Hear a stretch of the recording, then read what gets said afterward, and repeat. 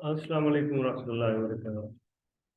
रावबड़ी callipers की ये next video है जिसमें हम इंशाल्लाह आपको ड्राइंग करना सिखाएंगे, किस तरह से वर्निंग कैलिपर ड्रॉ करना चाहिए और साथ साथ हम इसके से मेजर करने के लिए किस तरह से मेजर किया जाए, ये ऑब्जर्वेशन लेने का तरीका हम आपको बताएंगे।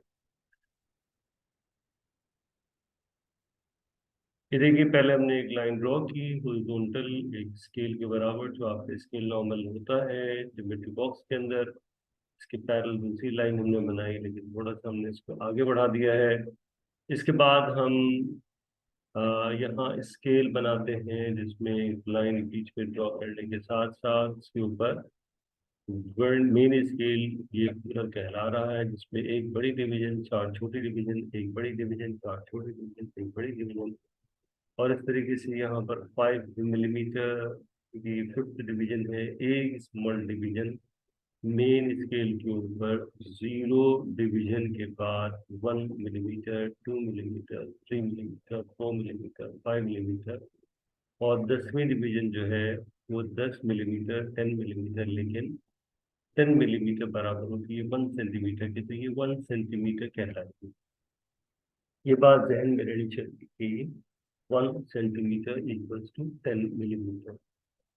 इसके बाद वर्नियर स्केल आप कहीं पर भी बना दीजिए, लेकिन इस बात का ख्याल रखेंगे कि वर्नियर स्केल बनाते वक्त, क्योंकि स्लाइडिंग स्केल है, जीरो बड़ी डिवीजन है, फिर एक छोटी, फिर बड़ी, एक छोटी, एक बड़ी, एक छोटी, एक बड़ी करने के बाद 20 डिविजन्स आपको मार्क करनी है। ठीक है ना, बड़ी वाली 10 डिविजन्स होंगी, तो बीच बीच में छोटी डिवीजन मार्क करने के बाद टोटल टोटल तादाद उनकी 20 बन जाती है। इसमें इस बात का केयर करना बस जरूरी है कि इनके दरमियान आपस में फासला इक्वल होना चाहिए, गैप इक्वल होना चाहिए इनके बिटवीन। और ये इसे मैच करें ना करें इस वक्त में कोई मतलब नहीं है। तो यहाँ से इसको आप कवर कर दीजिए, बंद कर दीजिए, जैसे कि स्केल खत्म हो जाता है।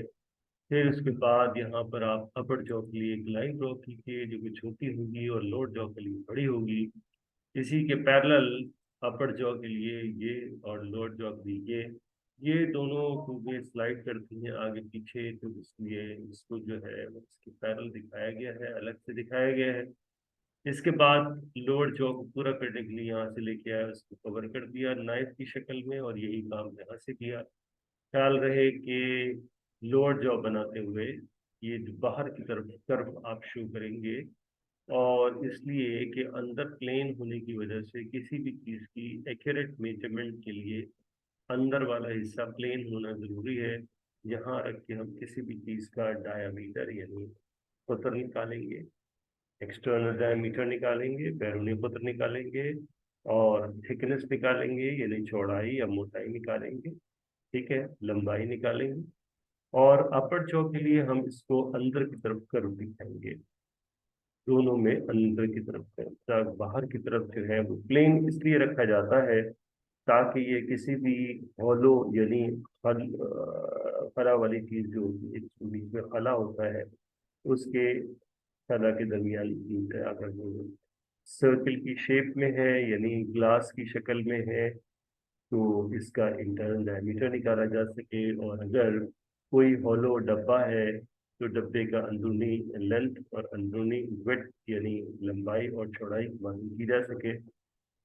इसके अलावा एक डेप्थ स्ट्रिप होती है जो कि इस स्केल से बाहर निकलती है, और उसकी लंबाई उतनी ही बड़ी होती है जितना इन दोनों के दरमियान गैप होता है, यानी लोअर जॉस के दरमियान जितना गैप होता है उतनी ही डेप्थ स्ट्रिप की लंबाई होती है।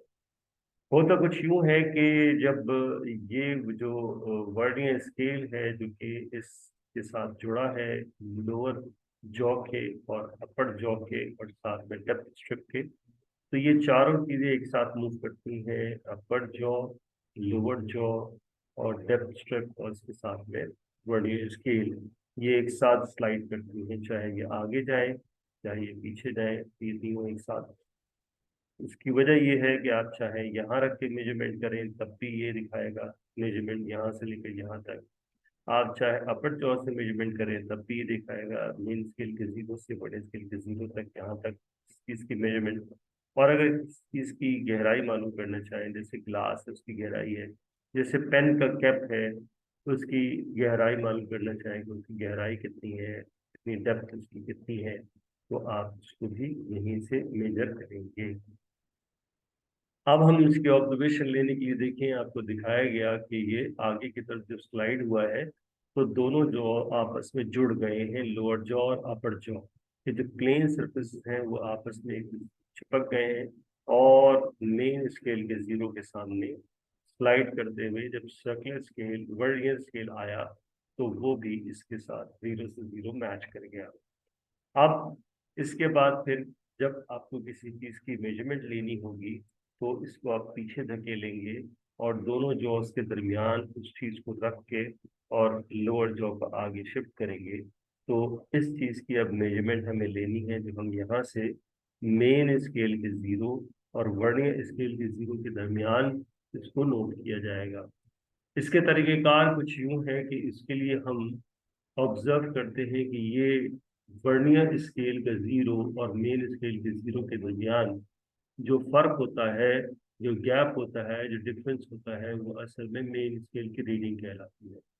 यहाँ पर आप ऑब्जर्व कर सकते हैं कि जीरो के बाद ये 5 millimetre, 10 millimetre, 15 millimetre, 16 millimetre, 17 millimetre, 18 millimetre, लेकिन वर्नियर स्केल का जीरो 18 मिलीमीटर से राइट पे चला गया है, ठीक है ना।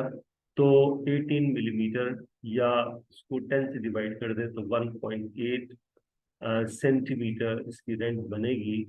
जबकि हम इस बात को ऑब्जर्व करेंगे वर्नियर स्केल के लिए कि वो कौन सी वर्नियर स्केल की डिवीजन है जो एग्जैक्टली मैच कर रही है, वर्नियर स्केल की कौन सी डिवीजन है जो मेन स्केल की किसी भी डिवीजन से एग्जैक्टली मैच कर रही है, यानी कोइंसाइड कर रही है, बिल्कुल एक सीध में है। तो जीरो जीरो से नहीं मिल रहा, ये डिवीजन जो 0.5 कहलाएगी ये भी नहीं मिल रही, 1 भी नहीं मिल रही, 2 भी नहीं, 1.5 भी नहीं मिल रही, 2 शायद मिल रही है। जी हाँ, मिल रही है। बस अगर ये 2 मिल रही है तो कहीं और जाने की जरूरत नहीं है, लेकिन फिर भी देख लेना चाहिए, शायद कुछ और भी मिल जाए। ये देखिए 7 थोड़ा सा राइट पे है, 7.5 भी थोड़ा सा राइट पे है, 8.5 की तक हल्का सा लेफ्ट पर है, ठीक है ना। तो कोई और नहीं मिल रही है। अब हम इसी चीज को ऑब्जर्वेशन टेबल में देखेंगे।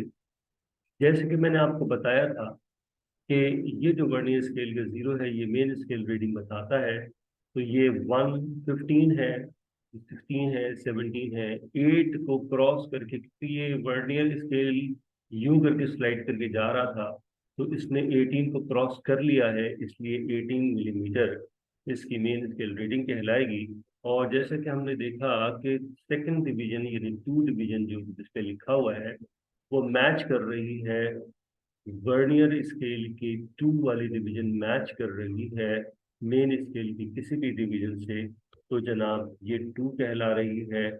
और जैसे कि मैं आपको पिछली वीडियो में बता चुका था कि इस 2 को हम डबल कर देंगे। उसकी वजह ये है कि 0 से लेकर 0 तक कुल टोटल 20 डिवीजन है, लेकिन गुंजाइश या जगह कम होने की वजह से हमने एक बड़ी एक छोटी बनाकर 1 से लेकर 9 तक या 0 तक हम लेके आए हैं।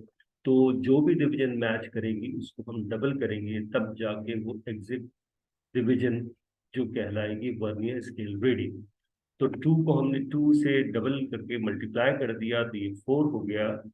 अगला मरहला ये होता है कि जो डिवीजन में आ रही है ये सेंटीमीटर में नहीं है। हमारे पास दो स्केल है, एक मेन स्केल है और दूसरा वर्नियर स्केल है। मेन स्केल की रीडिंग तो मिलीमीटर में आपने ले ली है, लेकिन वर्नियर स्केल की रीडिंग भी आपको मिलीमीटर में चाहिए, जिसके लिए आप उसको लीस्ट काउंट से मल्टीप्लाई करेंगे, तो ये कहलाएगा फ्रैक्शनल पार्ट। ये वीडियो कंटिन्यू है, चल रही है, आपको यकीनन ये समझ आ रही होगी। और इसको अगर आप लाइक करते हैं तो फिर लाइक भी प्रेस कीजिए, साथ में बेल आइकन भी प्रेस कीजिए, और सब्सक्राइब भी कर लीजिए अगर अगर आपने अभी तक सब्सक्राइब नहीं किया। तो इंशाल्लाह इस तरह की कंटिन्यू वीडियोस आपको मिलती जाएंगी, और जैसे ही वीडियो अपलोड की जाएगी आपके पास मैसेज आएगा, तो इसको आप ऑब्जर्व कीजिएगा और देखिएगा। कोशिश यही की जा रही है कि छोटी छोटी वीडियोस आपको दिखाई जाए, ताकि आप जल्दी जल्दी इन चीज़ों को समझ सकें। तो फ्रैक्शनल पार्ट निकालने के लिए जो आपके पास वर्नियर स्केल की रीडिंग डबल करने के बाद आई थी, उसको आपने इसकी लीस्ट काउंट जो हमने पिछली वीडियो में आपको बताया था, मिलीमीटर वाले से मल्टीप्लाई किया तो 0.2 मिलीमीटर हो गया। और जब फ्रैक्शनल पार्ट भी मिलीमीटर में आ गया, ये असल में फ्रैक्शनल पार्ट होता क्या है, ये देखिए 18, 15, 16, 17, 18 से ये थोड़ा सा आगे है। कितना थोड़ा सा आगे है? 0 से लेकर 1 मिलीमीटर तक के डिविजन्स को हमने 1 मिलीमीटर को हमने 20 डिविजन्स में तोड़ दिया है। तो इस 18 मिलीमीटर वाले और जीरो में कितना फर्क है, वो फर्क आप fractional part main scale reading के साथ में ऐड कर देंगे। तो ये फर्क जो आप निकाल रहे हैं, ये इतना सा पोर्शन जो 18 और 0 के सामने है, इसको हम फ्रैक्शनल पार्ट कहते हैं। इसमें हमने वर्नियर स्केल रीडिंग को लीस्ट काउंट से मल्टीप्लाई करके निकाल लिया है। अब ये वर्नियर स्केल की रीडिंग फ्रैक्शनल पार्ट की शक्ल में मिलीमीटर में कन्वर्ट हो चुकी है, जिसे हम मेन स्केल के साथ में ऐड कर देंगे। तो ये कहलाएगी टोटल लेंथ। टोटल लेंथ आने के बाद जो कि 18 प्लस 0.2, तो 18.2, लेकिन ये मिलीमीटर में था, इसको सेंटीमीटर में कन्वर्ट हमने कर दिया। तो जनाब, आज की हमारी इस वीडियो में आप ये देख सकते हैं कि हमने किस तरह से ऑब्जर्वेशन लेनी होती है। इंशाल्लाह अगली किसी वीडियो में हम इससे आगे बात करेंगे। तो आज तक के लिए ये बात।